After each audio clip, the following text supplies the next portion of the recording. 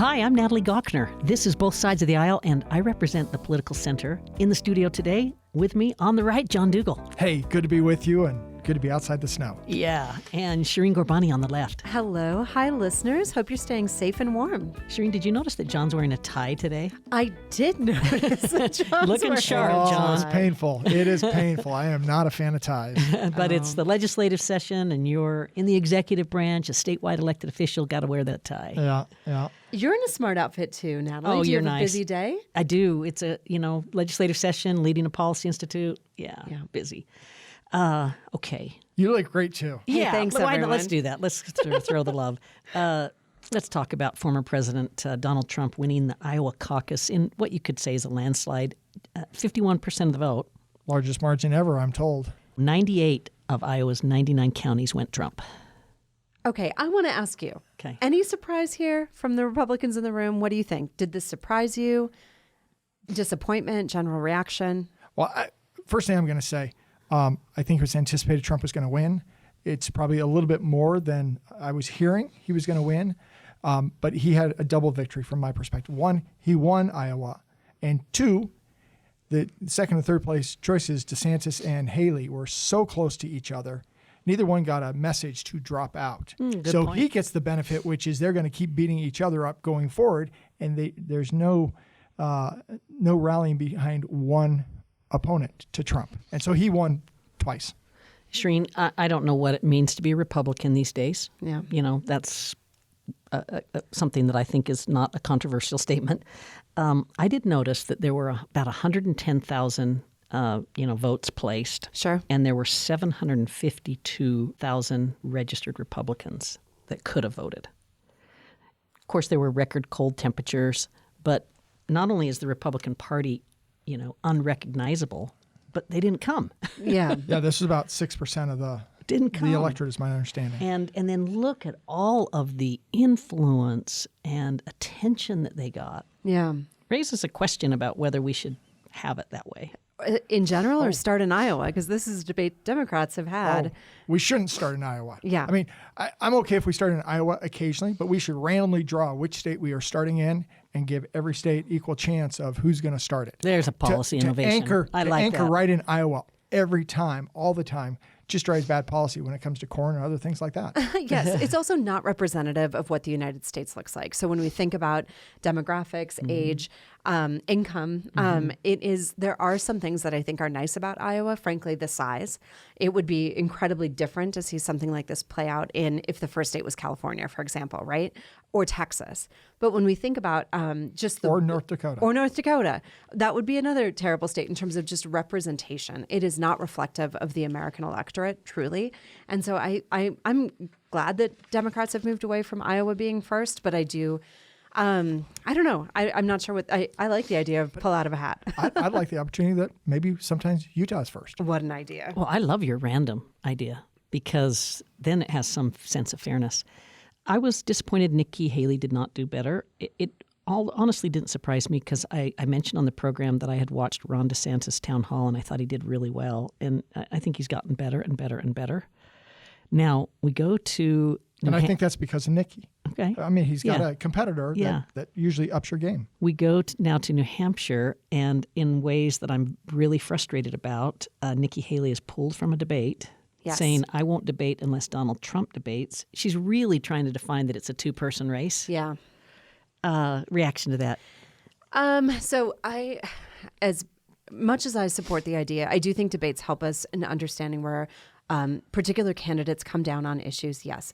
I just don't think they're really engaged in with that much. And her time is probably better spent. Town halls, going out, doing meet and greets, that kind of work. So you don't blame her. It makes political sense. It makes political sense. But I don't think what makes political sense is her claim that this is a two-person race. It is not. And I have to actually go back also to Trump's margin. I know that we're saying it's a landslide. I understand that it's a large margin. But for him to really be the incumbent, if Joe Biden came out of Iowa with those numbers, it would not be a story about a landslide in any way, shape, or form. So I think in some ways, clearly he won, pulled away, did what many of the polls, I think last Iowa Register said he would do. He did. But in the kind of broader context, I don't think it was that strong of a showing, but I do think we're headed for a Trump-Biden rematch. Yeah. You want to comment on Nikki Haley not debating? I think there's benefit to debate, but I think it's smart that she didn't, because the simple fact is, if Trump is the front runner, he needs to debate. And if he's not going to show up, a debate between the second and third place, whichever you want to pick as second and third, I don't think helps the process. And especially when they focus on beating up each other, if they really want to attack the front runner, he needs to be on the stage. Yeah. So I think it makes sense. All right, so let's talk about Democrats for a minute, and this is a local touch, but First Lady Jill Biden, Dr. Jill Biden visited Salt Lake City this week, went to Hunter High School.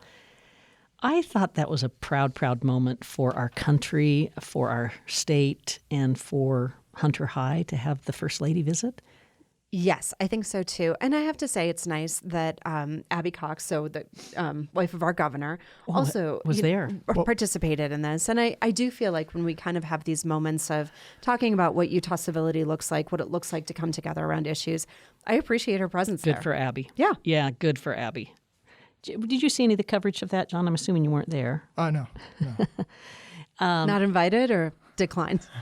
Don't tell us. Go I was on. not there, but I did watch the coverage. And, she spoke directly to the students about believing in themselves, spoke about the importance of education, and I thought represented our country really well. So I thought that was terrific. Okay, let's also talk one more thing just before we jump off of that. Did you see, John, that the U.S. is still recording 1,500 COVID deaths each week? Yeah, I saw that. Clearly, we've all been impacted by COVID one way or another. It continues to go around in different forms and fashions. I think most of us are just living our lives as we normally did, but we still have that impact. Yeah, I'm starting to see this, narrative creep into our dialogue that, COVID almost didn't happen. And it's like, are you serious? And I just say to people that are kind of trying to downplay what COVID meant to human health is just look at the death counts. Yeah. They were so abnormally high. And apparently they're still there. And it's typically people that aren't vaccinated. Yeah, unfortunately. I would just recommend that people, I feel like I'm still seeing, and I get that this is the community that I'm in, but I still am seeing people cancel things, wear masks, show up virtually if there's, an option to do that when they're not feeling well. Those small acts are community care. That's kindness, right? And you may not have COVID, you may not believe in COVID, but you might have a nasty cold and nobody needs to get it. So there's a lot of, I think, opportunity to reflect on just kind of personal practices and really help take care of each other. Yeah. One of the things I'm going to just highlight is we're getting more information about what the government knew and didn't know back when COVID was first happening. And so, unfortunately, I think we're going to be paying the price because, from my perspective, the government was too certain about something that was too uncertain. And therefore, that will cause skepticism and cynicism when a future emergency or pandemic arises. People are going to be skeptical. Whose shoulders do you put that on? Multiple players, but I think Dr. Fauci. Well, but you got to go higher than that, don't you? Humility. Please do. Don't you have to go to the president himself? To a certain extent, yes, but to a certain extent, no, because he's not a medical doctor, and we have medical doctors out there making the Just cases saying for in a national certain behaviors, crisis. 6 feet spacing and masks or no masks and this and that and the other. I'm just saying when you have the medical professionals, the folks that are supposed to be the experts on this, and all of a sudden you're starting to call into question what is going on. I would say nobody's looking to the president for people aren't medical advice. understanding how much uncertainty there is. Yeah, I also and that's just why have to say, humility matters. Yeah, but who was the president that had the buck stops here? oh my goodness, I don't know. John F. Kennedy. Roosevelt. I thought. Roosevelt. Anyway, that's my Truman. point. It wasn't is that, Kennedy. that we look Yeah. to. I worked at Health and Human Services. Your executive branch agency. You only do things with the permission of your principal, the president. Yeah. I just have to say this also works in reverse. When we think about the way that the AIDS crisis was dealt with a total silence from our leadership, there's a lot that can be learned around crisis communication and health, but I hope that people will understand that COVID is real and take care of each other. John, I'm glad we went back to President Trump for just a minute. Mike Lee endorsed Donald Trump in the past week. If I understand it right, he did it on the Fox News show with Laura Ingraham. Maybe I'll read a quote. He said, "The American people have a choice to make. In this circumstance, they have a rare, historically unusual chance to choose between two presidents. They have a chance to choose between order and lawlessness. They have an opportunity to choose between putting America first and America last. I choose first and always to put America first. Okay, same, which is why I'll be supporting Joe Biden, right? Like, let's get real. If you want to talk about order and chaos, can somebody please remind me where Mike Lee was when he was texting, asking to be told what to say in response to January 6th? I find this really disappointing considering he's apparently quite an intelligent person. This does not feel like it serves our democracy, and I think it's an embarrassment. Why would he do this before we have a presumptive nominee? I think he thinks Trump is going to be the nominee, and so there's So a he's certain picking a benefit winner of early. getting in early Yeah. and helping that winner and stuff like that. There's the dynamic which he was not a Trump supporter back in the day, and therefore he's come around to Trump. And to be blunt, from a Republican perspective, if you look at the nature of the economy today under Biden versus 4 years ago under Trump, most Republicans would rather have the economy of 4 years ago.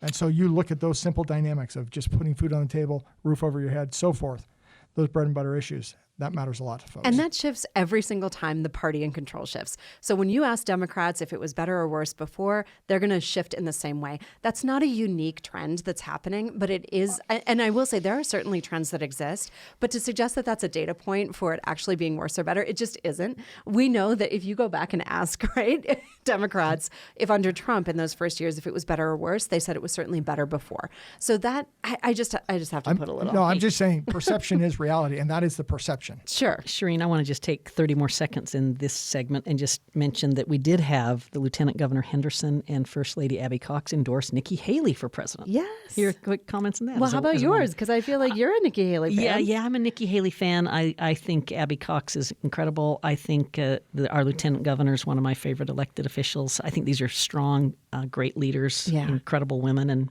not surprised they put their favor in Nikki. There's not much that Nikki Haley is saying that resonates with me, but one thing that she is saying that it is time for a generational change.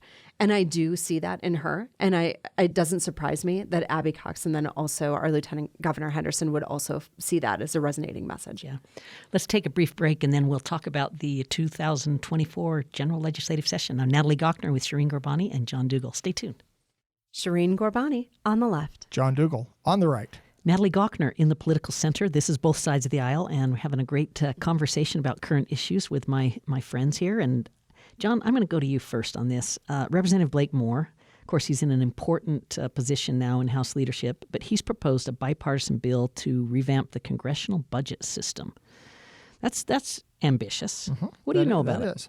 Well, one of the things I know is the congressional budget process is broken. I mean, we keep kick the can down the road over and over and over again, and they seem to only focus on what they call discretionary, which is only about 1/3 of the actual spending, maybe a little bit less than 1/3 of the actual spending. They got something they call mandatory, but I call it autopilot, that just keeps running out of control. And so he wants to look at it more holistically, make sure everything is on the table. And my understanding is he's also looking at making sure the chairs of the various committees are aligning their revenue forecasts with the expenditures. So they can't just we're going to spend whatever and then hope somebody else stitches it together at the end of the day. The other thing I've heard, and I haven't seen it in the bill yet, but my understanding is there's going to be an aspect where there's kind of a base budget. And there's a ratchet down of the base budget to a certain extent to say, okay, you can't just not have a budget. Something will be there, but it will ratchet down over time if you don't actually pass something. So to create an incentive for folks to actually get serious about that. Yes. And in Utah, we've done something like that. Years ago, Governor Walker really wanted a reading program. This is in 2004. And a couple days before the end of the session, she basically threatened to veto the entire budget. And we were all trying to figure out what happens if we end the session with no budget. So the next year we came back and always adopt a base budget. Sometimes it's a decline of 1, 2, 3 percentage points, but we have something there just in case negotiations fall apart through the session. Yeah. I guess I would just say grateful for Representative Moore, Congressman Moore, for doing something that's problem solving. Problem solving. It's policy. Bipartisan. Yeah. Yeah. That tries to put this country on the right direction. So impressed with him. I heard Shireen recently that he's really enjoying his work back there. Well, So bless his heart. yeah, that's great. That's good. This is where you ask, what kind of insanity is there? Yeah. I'm always. But one of the things, let's be fair, you can be enjoy the work and still have to deal with the challenges of family and other things like that. It is Yeah. a very difficult existence to be traveling back and forth. Yeah, I'm going to call it geographic discrimination because we are absolutely discriminated against to be so far away from our nation's capital. Yeah. You want a random place of where to put the Yeah, I don't know Congress what to each do year. about it, but How about Iowa? I was in EPA right after Christy Todd Whitman and all the New Jersey, EPAers, and they would go home on the weekend easy, take the train, whatever. So much than Some trying go to come home to Salt just Lake City. during the day. Yeah. Okay, we've got Let's hear it for Virginia, though. Virginia was really critical at the founding. the 2024 legislative session kicked off this week.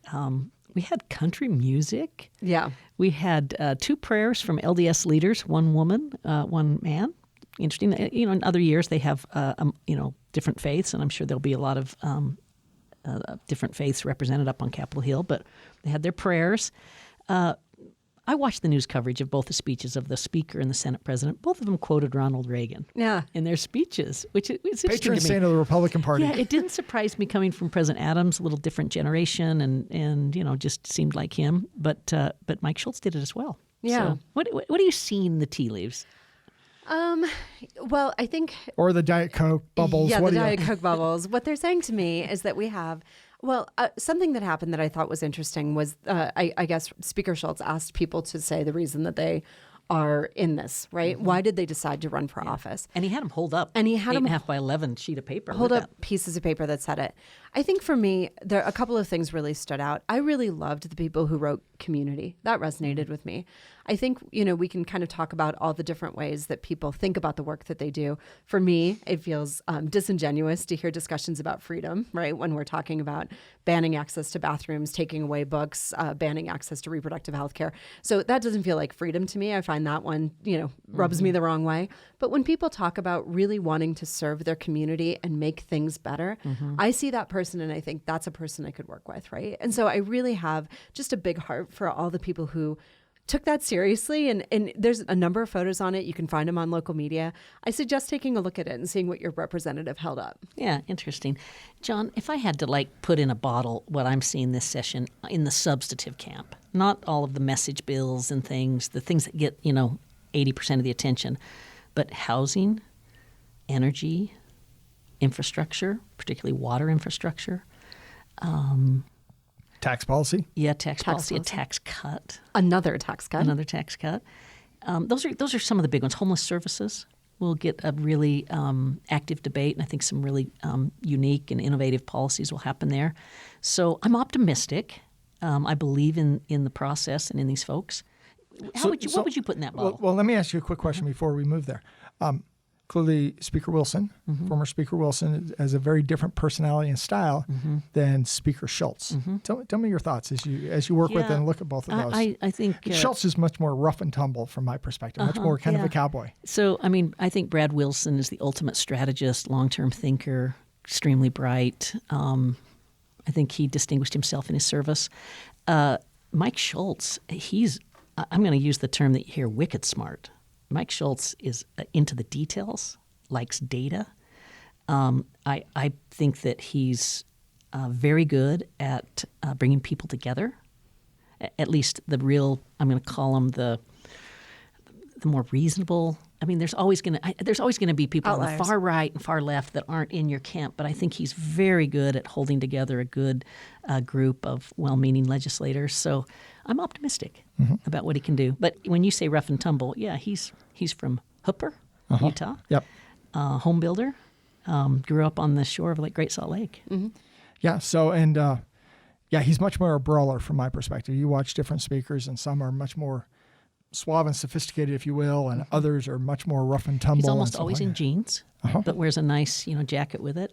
He's authentic to who he is and whatnot. But exactly. But he really dives into the policy. He and I were talking about an issue that he's working on. I was trying to give him some more information because there was some stuff that he didn't fully understand, and so he needed that information to understand kind of the breadth of his concern and stuff like that. So Shireen, I say I'm optimistic about a lot of the things that are going to be happening this session. There are some bills that are going to create a lot of controversy Yeah. that aren't at the core of state government's functions, Yeah, that's right. education, roads, tax policy. But the diversity, equity, and inclusion bills, looks like Representative Katie Hall will be the lead. She's a Republican from South Ogden. This is a bill that gets rid of diversity statements, tries to put together more emphasis on the marketplace of ideas on college campuses. Yeah. Read that as not to have self-censorship for conservative points of view. And then thirdly, I don't think I would call it dismantle DEI. I think I would call it to refocus DEI on student success more broadly. Yeah. So this is part of a national trend that's happening with the Republican Party. We actually, diversity and inclusion programs were long championed by Republicans until just a few years ago. So this is a change in the wind, and certainly that current has also caught us here. I would just invite listeners to, or think about it this way, potentially. For me, diversity is not something we choose or do not choose, right? Diversity is. We are, and your data from this institute has said, right, that we're an increasingly diverse state. You can't just decide or dismantle diversity. Mm-hmm. It exists. I think the next questions are, what does it mean for people to have equitable access to our institutions, to find places where they feel included? And that does mean, for me, in a very serious way, all perspectives. When we start to move down the road of limiting ideas on campus, I don't think we're moving in the right direction. And I feel like right now there's this sense that, this is responding to some backlash that the right has experienced. But how quickly could that turn in the other direction as well? So I would just ask that we think very critically and really work to understand why it is that we're trying to challenge ideas around the notion that diversity exists, that equity is a shared value, right? And that inclusion is something that we would like to see as a marker of the places that we work and learn. I'm disappointed in the way that this has been radicalized and really, really taken off the rails. Well, I agree with you about how it's been radicalized. I mean, too often we're seeing situations where if you're not of the right woke agenda, all of a sudden you're getting silenced. Yeah, give me an example in Utah. In Utah, I can't. Give me an example where that's happened in Utah. Well, I mean, we're talking about this nationwide. And I was having a discussion yesterday. This is in our state house. Yeah, but having a discussion. Yeah, but this is a nationwide agenda. So this is a law nationwide will fix the nationwide issue? No, this will fix it. It's not just in Utah; it's everywhere else. But what we're doing, we're living in a world. You don't have an example of it in Utah. We are living in a world in which, if you don't speak the preferred chosen thing, you start to get silenced, and you have students that are going to school, even in Utah, that are afraid of what they might say. It will get crosswise with their professor. And so they are concerned about what they're going to say and their existence in school. That's not just in Utah, that's in other places. In a discussion the other day, and talking about the Hamas-Israel war, okay? And if you're a Jewish student, all of a sudden, folks are talking about Hamas and genocide and this and that and the other, and all of a sudden you're feeling like you can't even talk about this because, you're on the other side, and you're feeling like it's not even safe for you to express a dissenting opinion. Okay. And that's the world we're living in. And so if it's about helping students succeed, I think pretty much everybody's on that board. But when it's viewed as certain students succeed at the expense of other students, that's where we get into the problem. That's where we get into the concern. And to a certain extent, nationwide, folks have overplayed this too far as a result. In a state with a Republican supermajority, where we frankly see Republicans winning across many districts in this state, right? I just find this to be tying into a national conversation that's happening with very little actual consequences that are playing out in the way that it's being sold to us by right-wing media. But this isn't just right-wing media. I mean, if you want to talk dynamics, I mean, John Johnson ran a DEI bill last session, okay?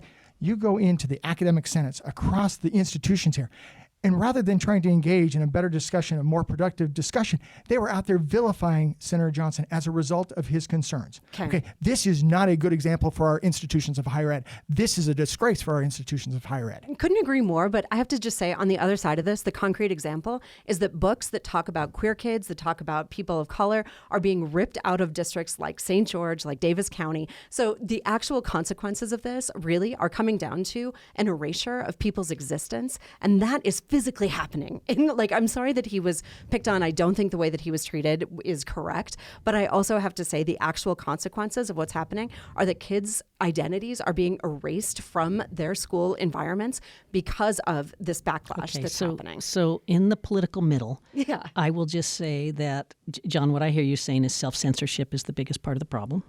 You're So let's write a conservative. law about that. And then the other thing I hear is, that I would caution about is be careful of overreach on both sides. Yeah. And I also would say try to avoid a lonely victory. Both sides have been getting these victories. EDI, as it's set up, has been a victory for one ideology. The dismantling of it will be a victory for another.